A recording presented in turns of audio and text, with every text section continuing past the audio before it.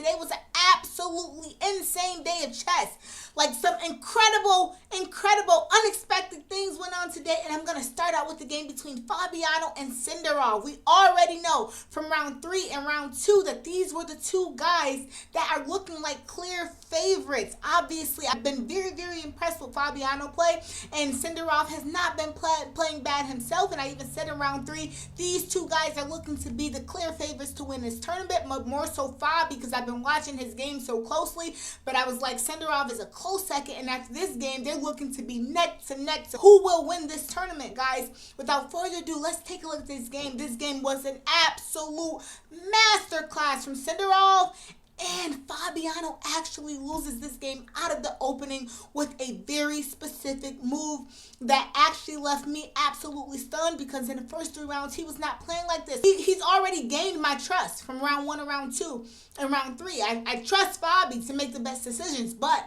after making this move, I was kind of like, but maybe he has an idea. But guys, I was right to go, because whatever his idea was did not work. So without further ado, let's take a look at the game. Sindarov, he starts out with this move, d4. Fabiano responds to the move, d5, c4, e6, knight f3. The queen's gambit decline here. Fabi decides to take on c3, no problem. Sindarov plays the move e3. Fabi develops his knight to f6, and then Sindarov captures on c4. So far, so good. They're just in their opening moves.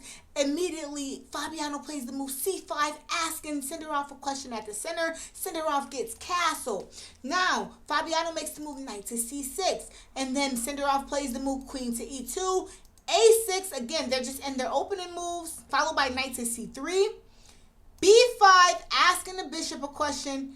Bishop to d3, so far so good. Everything is even. It looks to me like Fabi is fighting back in the center. This is a very easy position to understand. This is a queen's gambit decline. Nothing too crazy going on.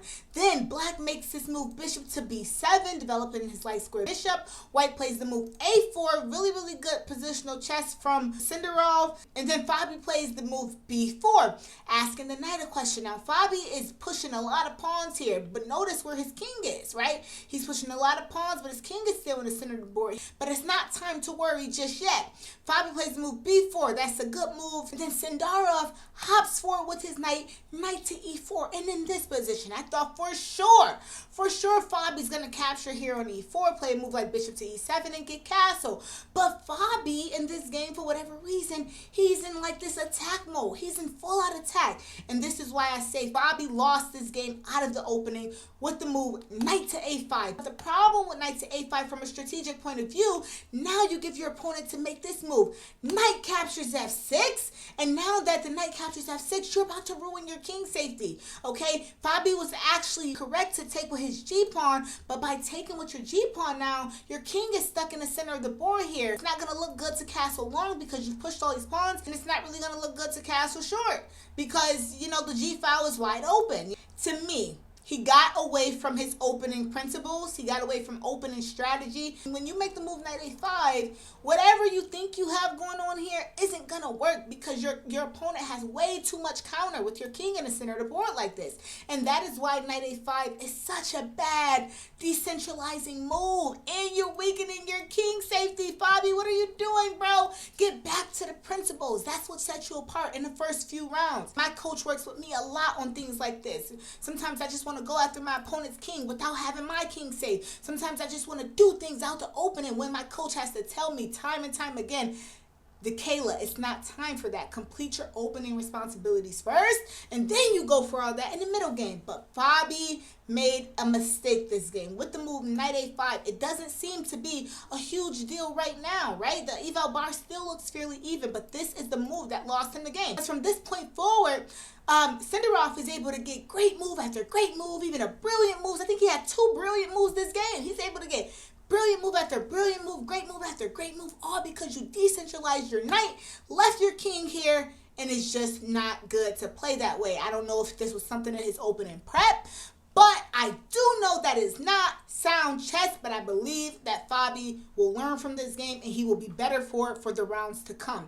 Sindarov plays this beautiful move, knight captures f6. I'm thinking, are you going to just take with the queen to avoid opening up your king side? But actually, the computer recommended move is G captures F6, but I just said, man, oh man, with this king here in the center board, it's going to be hard to defend this. But he is a super GM. Super GM. It might be hard for me to defend this. Then again, maybe not, because, you know, I'm a 1500 rated player. I'll probably be playing against another 1500 rated player, so maybe I can figure it out, because we're both going to play some inaccuracies. But Sindarov, he's not going to play very inaccurate in this position, so I was worried for Fabi. I'm like, what's going to happen here? D captures F6, and then Sindarov plays the move D captures C5, and now he's about to just walk straight through. He's about to just come straight through to your king. He cuts the pawn there, and then Fabi plays the move knight to b3. In this position, I'm thinking, okay, yes, he has a hanging rook. However, Sindarov responds with the move c6, asking the bishop a question, and I'm like, wait, will he lose material? And so this is 5 points and this is 3 points. But the problem with this is, yes, he will lose material right now, but eventually this knight will get trapped and he will get the material back. So c6 is such a beautiful move by Sindarov. And Fabiano obviously has to take the pawn with the move bishop takes c6.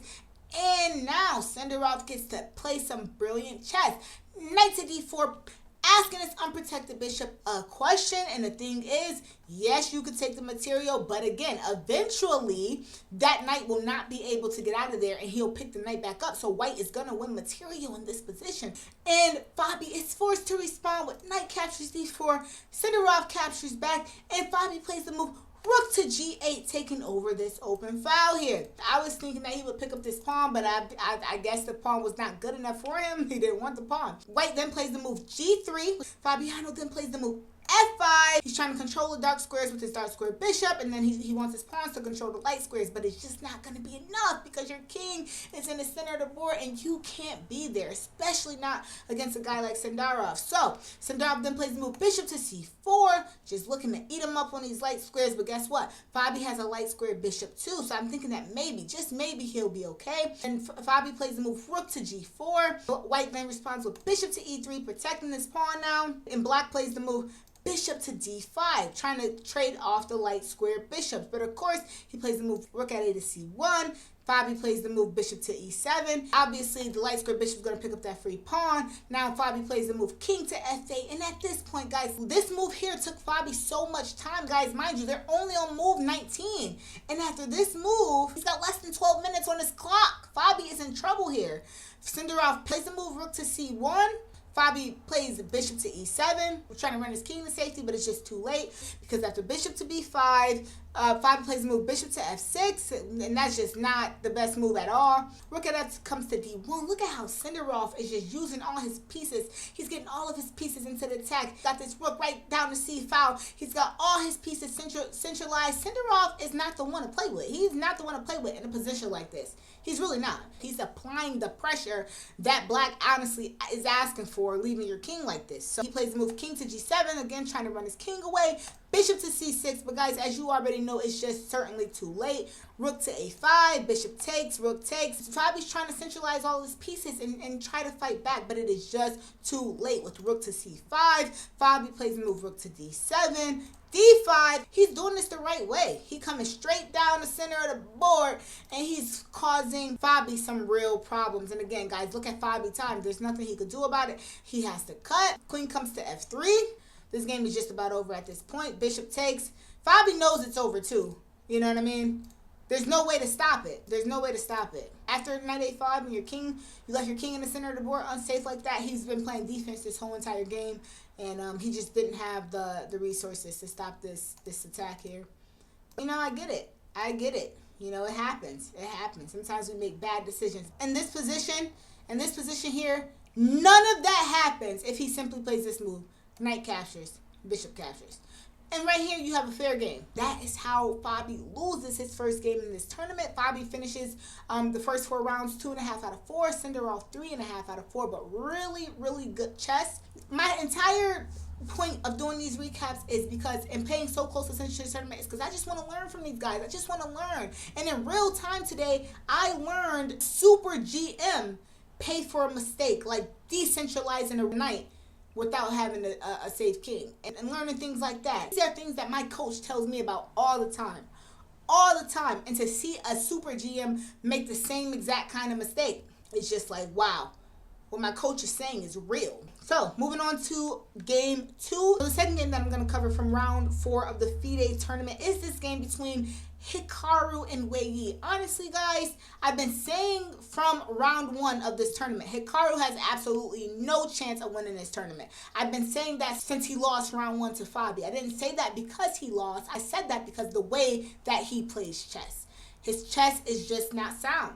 Even in this game, there's going to be some moves. I'm going to show you guys the moment in time that I sent out a post where I'm like, what is that about? It's just it just seems to be very much tactical for Hikaru. His chess just isn't strategically sound. So I'm not even surprised by the result of this game. He got a draw, but he blundered in the end game. So it wasn't just because he lost to Fabi in round 1. It was the way that he lost. Fabi completely outplayed him for like the first, 40 moves until he made that blunder with F6. He outplayed him. He absolutely dominated him with the white pieces with using that Catalan bishop in round 1. He blundered in the end game with F6, but so like the first 40 to 50 moves, Fabi just outplayed Hikaru. He won a pawn on him. He absolutely obliterated him on the light squares.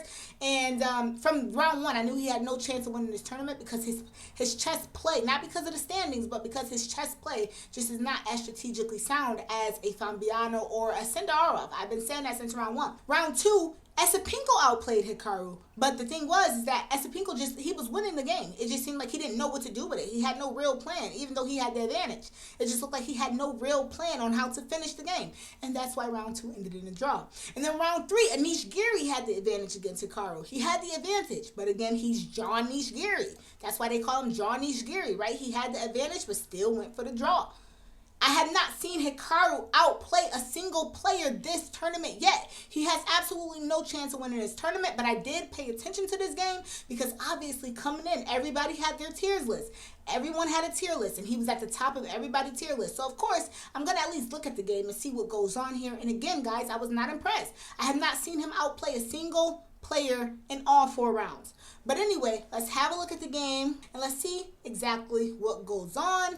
E4, he gets right into a Sicilian. I'm not going to pretend to know more opening theory than these guys, but I will tell you guys moves about, like, certain moves that Hikaru make that I'm just like, OMG, what are you doing? Develops there. I'm not going to try to, like, pretend to, but it was one move specifically that I didn't like that Hikaru made. Like that move. This move right here. At no point of this game was he outplaying Wei. Wei gets a move like knight a5, he gets castle, then he chops, then Wei plays this move, bishop to d4, he makes the worst move possible. He makes the move bishop to h6, and immediately I sent out a post, Hikaru, what is bishop to h6? What is that? That is so strategically unsound of a chess move. That is just really bad. So I have not seen Hikaru play good chess. I have not seen him outplay any of his opponents, and that's what that post was about. I'm like, man, what is bishop to h6? It's not, and then I even checked the engine, like, am I missing something? Obviously, he's a gazillion points higher rated than me. I'm like, maybe I'm missing something. But I do know strategy. I do know strategy, and I do know that move like bishop to h6 gives white the control over your dark squares around your king, and it also unprotects your dark square bishop. What is a move like that, right? So they play more moves. When Hikaru games are not that fun for me to watch because everything with him, everything with Hikaru games, it just seems like very much tactical. It's not strategically sound. I watched his tournament to learn from the top guys in chess. I don't feel like I learned a ton from Hikaru. He teaches kind of how not to play chess. But he's so strong because he's so tactically sound. He knows tactics, right? He's very, very strong with tactics. But I was not surprised that this game ends in a draw because what is bishop to h6? What is it? Why have you not outplayed a single opponent of yours? Because of moves like bishop to h6. So we're just going to get through this game, guys. This is a game that I did pay close attention to. And then this was the second move that Hikaru played that totally just sent me through the roof. And then I checked the engine again. Maybe I'm missing something. As a 1500 rated player, maybe I'm missing something. Hikaru makes this move, bishop to c8. Undeveloping his bishop, I immediately sent out a post. I'm like, what are you doing? You're undeveloping your bishop. Even I knew the right move in this position. I said rook at f to c8.